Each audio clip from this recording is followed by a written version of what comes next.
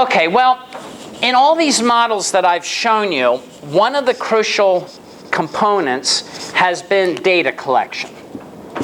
Okay, now you've heard me talk about it enough, but the question then becomes, where do you get your data? Okay, now this is going to be critical when you go to start writing grants, right? You're going to need some data. Where are you going to get it from?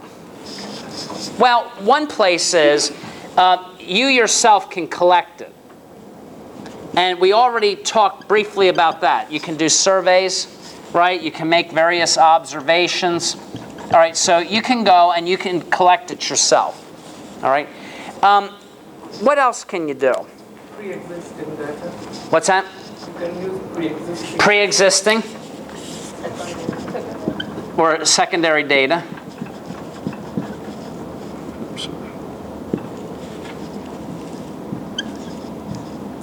Secondary. Now, let's, before I get into this one, because this is where I want to show you where you can get it. Right? You might say, okay, I get secondary data. Well, where can you go get it? That's what I want to get into here. But before I do that, let's say you're going to go and you're going to try to get some yourself. We talked about the various methods, focus groups, all this kind of stuff, right? One of the things is, when you're trying, though, to uncover what's occurring, oftentimes there's a temptation to ask those experiencing the problem to provide information about the problem. Now, up till now, I've been saying that's a good thing, right? Start where the people are, find out what their problem. What can be a limitation to that, though? So there's a tendency that if somebody has a problem, we go to them to tell me why they have the problem. Disclosure. What's that? Disclosure. Disclosure? You want to say a little more about that? Which is that people won't necessarily tell anything about themselves if they feel that it's not. Oh, okay. All right. In other words, there might be some reason they don't want to disclose information. Okay. Yeah. Well, what I'm also thinking about here is the people that have need of the service may actually be systematically different than those that don't. Or if somebody has a disease, they may be systematically different than those that don't have the disease, right? So that's one of the problems or limitations here when you're gathering the data and you're seeking, okay, these are the people that have the problem. Let me get information from them about the problem. Well, they may be very different than those that don't have the problem, right? So that's one of the limitations to that, all right? Also, if you're asking people that are potential consumers of a service, what do you need? There could be a real bias about that too, right? For example, have you ever seen any surveys where they say, well, how much would you be willing to spend on this product? So, you know, would you like I don't know, something like an iPod, right? If before they came out. I described to you what would you use it? And then I say, well, how much would you be willing to? Are you going to say, oh, $1,000 I'd be willing to spend? No, I mean, if anything, you know why they're asking you the question. They're going to go analyze this. Aren't you going to go down a little bit lower to probably a little bit lower than you really, truly would be willing to spend if you had something that could save you some time and all that? You might actually be willing to spend a little bit more, right? And the people that really know this get it right, because when they launch these things, you'll notice there's several prices, several plans. It's not one size fits all anymore. They got you targeted, and then you say, "Ooh, I'd like all these things, but if I spend a little more, I can get, you know. If I'm already willing to spend this, They have that already arranged because they know exactly how most people are going to think. They're not going to say, "Give me the low end." They're going to say, well, I think I want the intermediate. But honestly, till I spend all that, what's a little bit? I may as well. You're not thinking long term oftentimes, right? So, you know, let me just give you one example that really hit home for me. I remember one time shopping for a car. And my wife and I, we said, well, what's the bottom line? Oh, well, you know, here's how much you could, well, no, what's the bottom, like how much can you take off? And they said, oh, no, this is how much we could put you in this car for X amount per month. And I said, well, we're not interested in the per month. I'm interested in how much you can take off the final price. Oh, really? Most people, they're interested in what their monthly would be. Because you know what they do? They just spread out the number of years.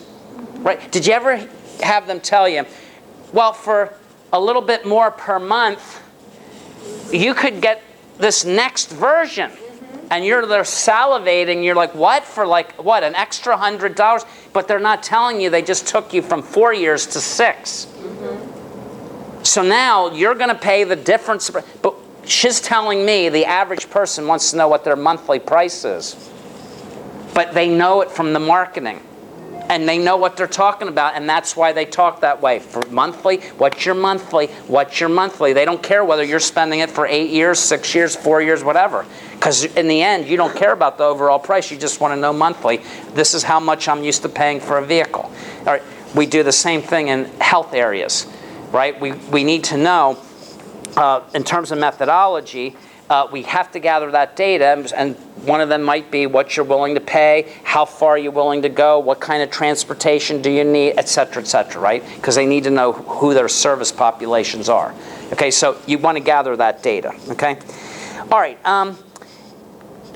so the asking the potential consumers actually biases it. That's what I'm trying to say here, all right? Now, the other problem that I want to just talk about here briefly, when you're gathering data, what we need more of is what's called community level data.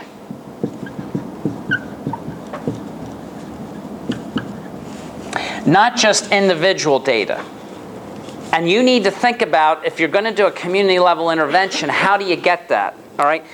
For example, let's say I look at somebody's daily fat intake.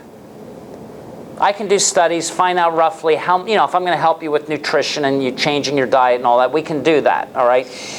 But that's an individual measure.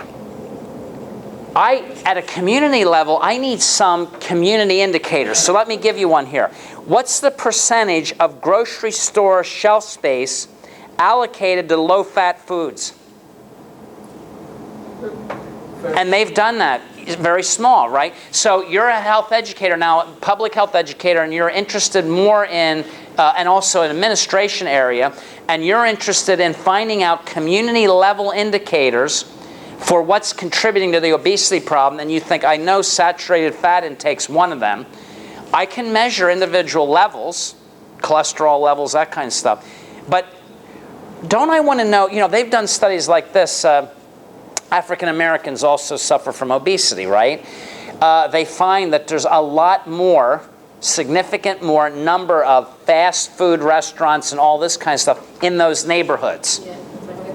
They've done that. So they say, well, this is what's predominant in their area. They don't have the fresh, healthy salad mix type of places, right? Now, part of it is, and by the way, I think they do these controls where they say, that's independent of living in the city and all, that's the other factor you got to watch, right? Why do those places go there? They know there's a lot of money. They would argue, though people that study this in health, is no, they go there because they know African Americans will spend money on that. And that's what predominantly they're providing, because they know that's good money for them for those neighborhoods, right? Right. So what I'm saying is that's a community level. I'm going to look and see how much shelf space is devoted to these foods. You can look at the number of fast foods that offer healthy alternatives. Now notice they are getting better. It's they're responding to the demand, right? Look at the whole fruit smoothies. These aren't just like high sugar content. They knew they'd be criticized for that, right? So what they're serving is action. Now they got to do it in a way with its fruit juices and all that, but it's 100% fruit, and that'll fly. And they found a way to mix them quick and make high volume fast smoothies, right? They have it down. All right, so they are responding to this, all right, to consumer demand, okay? But we need more of those levels, okay? All right. Now, just let me conclude here then with what you have available, and then we'll look more closely next time at where you get it, okay, the actual sources of it, okay? But just a couple other methods to get it. Pre-existing or secondary, I'm going to also put here another term called archival. So the data is archived somewhere. Now, you might use it exactly for what it was intended to be used. That's a little different than secondary.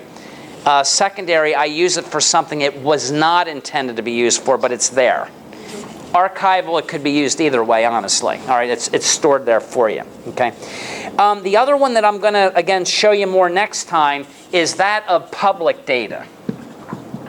This is a great resource. The government is collecting all sorts of information from people and organizations and so forth, and so you can take advantage of that. And again, next time I'll show you what a lot of these resources look like. I don't want to overwhelm you here and describe the type and also actual ones. All right.